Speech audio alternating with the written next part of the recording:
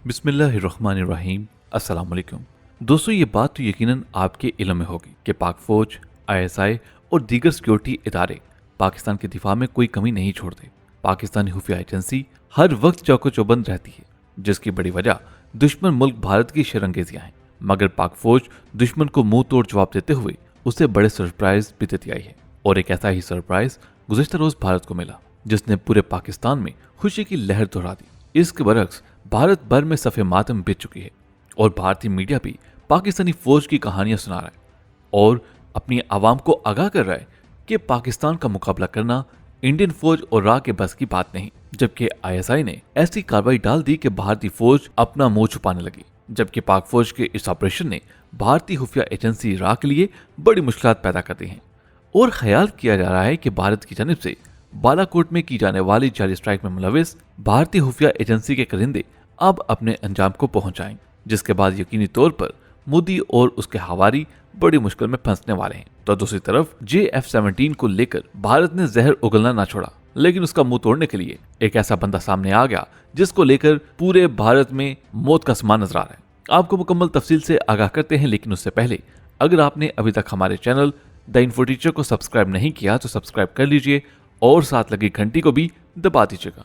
The info teacher के मोअज़्ज़ज़ दोस्तों, भारतीय शर्पसंद हुकूमत और फौज पाकिस्तान के खिलाफ कार्रवाई करने के लिए अफगानिस्तान की सरजमीन इस्तेमाल करती आई है, जिसका सबूत पाकिस्तान ने वाज़े तौर पर दुनिया को दिए हैं। मगर आलमी दुनिया भारत के खिलाफ कोई कार्रवाई नहीं करती। ताहम पाक फौज के हालिया ऑपरेशन के बाद आलमी दुनिया भी हरकत में आने पर मजबूर हो चुकी है। अफगानिस्तान की सरजमीन से आने वाली एक अहम खबर ने भारत को रुस्वा करके रख दिया है। खुद भारतीय मीडिया इन खबरों की तस्दीक करते हुए पाक फौज की कामयाबी के गुण गा रहा है।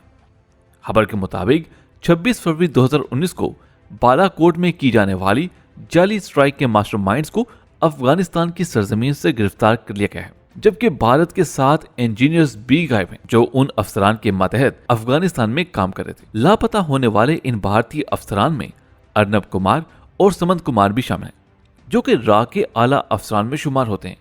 मगर भारतीय हुकूमत की जानिब से इस खबर को छुपाया जा रहा है, जबकि मोदी के हुक्म पर भारतीय मीडिया में दुहाई जा रही है कि भारतीय खुफिया एजेंसी के 2 अफसरान लापता हैं जो कि अफगानिस्तान में मौजूद थे।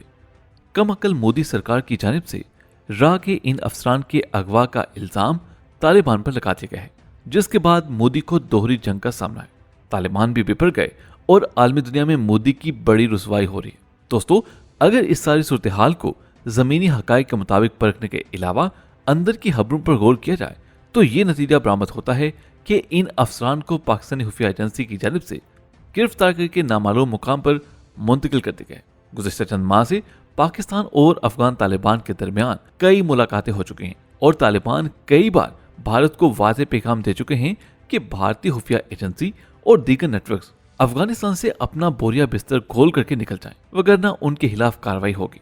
इसके अलावा पाकिस्तान और अफगान तालिबान मिलकर हित्ते में इस्लामी निज़ाम राइज करने के लिए कोशा है और एक ऐसे वक्त में इस कार्रवाई का मंजरेआम पर आना इस बात का सबूत है कि अफगान तालिबान आने वाले दिनों में पाकिस्तान के साथ बेहतर ताल्लुकात इस्तवार करेंगे, जिसका सबसे बड़ा नुकसान भारत को होगा।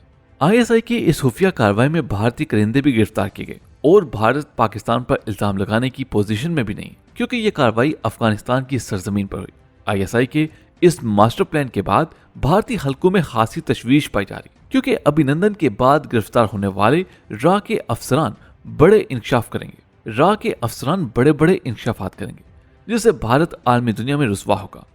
आने वाले दिनों में गिरफ्तार पाकिस्तानी जंगी त्यारे JF-17 थंडर को बदनाम करने की कोशिश की। आलमी मीडिया भारत पर थू थू करने लगा, जबकि नाइजीरिया के चीफ ऑफ स्टाफ ने अपने बयान में मोदी को आईना दिखा दिया, जिस पर भारत में सफ़े मातम बिछ गए। दोस्तों, ये बात पूरी दुनिया जानती है कि पाकिस्तान की जंगी सलाहियतों का मुकाबला करना भारत के बस की बात नहीं। उसके कई जिंदा सबूत माजी में मौजूद हैं।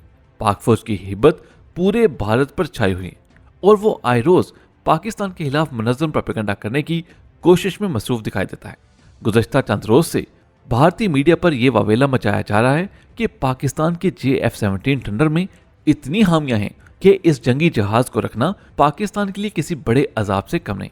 इस हवाले से भारतीय मीडिया यूनान के आर्टिकल को दुनिया के सामने पेश कर रहा है, जिसे चंद रोज कबल ही यूनानी मीडिया की एक वेबसाइट ने शाया किया। दोस्तों, उस मजमून में लिखे जाने वाली तहरीर को अगर गौर से पढ़ा और समझा जाए तो ये मालूम होता है कि जैसे किसी अनजान शख्स ने JF-17 थंडर के खिलाफ झूठ बोला, यानी कि उस मजमून में पाकिस्तान के जंगी जहाज JF-17 थंडर के बारे में जो ओल फोल बका गया है उसका हकीकत से दूर दूर तक कोई ताल्लुक नहीं। द इन्फो टीचर के मौजूद दोस्तों, जब इस बात की तहकीक की गई तो ये बात सामने आई कि भारतीय शर्पसंद हुकूमत ने यूनानी मीडिया को ढेरों रुपए देकर ये मजमून छुपवाया। यही वजह है कि इस मजमून में दी जाने वाली तमाम मालूमात गलत हैं। बिलाशुबा JF-17 थंडर लड़ाका त्यारा पाकिस्तान की दिफाई शोबे में खुद इन्हिसारी और चीन के साथ दोस्ती की एक रोशन मिसाल है। इसके मुकाबले में भारत ने तेजस लाइट कॉम्बैट एयरक्राफ्ट का मंसूबा 1980 में शुरू किया, जिस पर $1 अरब से ज्यादा खर्च करने के बावजूद भारतीय फिजाइया इस नकारा जहाज को अपने दिफाई बेड़े में शामिल करने से कतरा रही। JF-17 थंडर का अगर तेजस से मुकाबला किया जाए तो हर शोबे में उसको बर्तरी हासिल है। यही वजह है कि इस वक्त भारतीय मीडिया पर JF-17 थंडर त्यारे के खिलाफ प्रोपेगेंडा मुहिम जारी है। दोस्तों, अब आपको असल कहानी बताते हैं। दरअसल इंडियन एरोनॉटिकल कंपनी, जो कि लोकल सतह पर जहाजों की तैयारी करती है, उसने कई साल कबल तेजस त्यारे बनाए।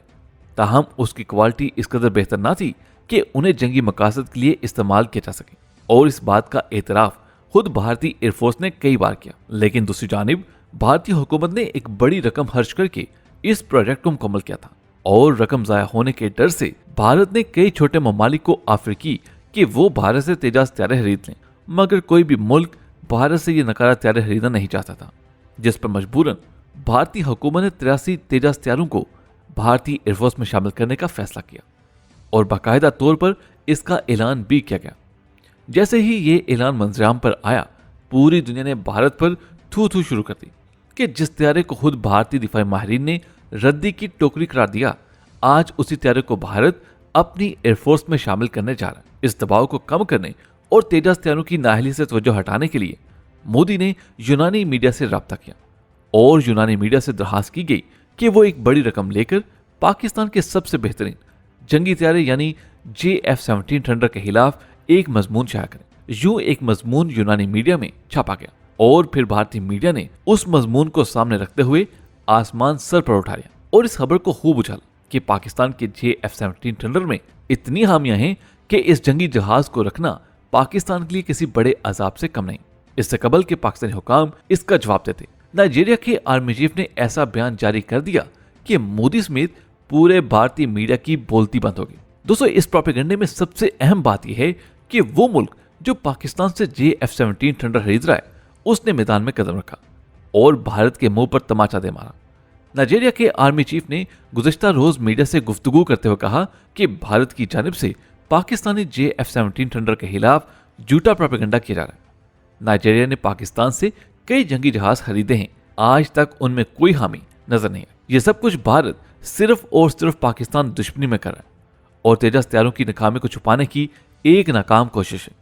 नाइजीरिया JF-17 थंडर की खूबियों को देखते हुए मजीद 10 JF-17 थंडर त्यारे पाकिस्तान से खरीदने जा रहे हैं, और इस बयान ने भारत के होश गुम कर रखे हैं, और मोदी को समझ नहीं आ रही कि अब वो अगला कदम क्या उठाए। दोस्तों, आज की वीडियो में बस इतना ही। हमें उम्मीद है कि आज की ये वीडियो आपको पसंद आई होगी। आपसे मुलाकात होगी अगली वीडियो में, तब तक अपना बहुत सा ख्याल रखिएगा। अल्लाह हाफिज।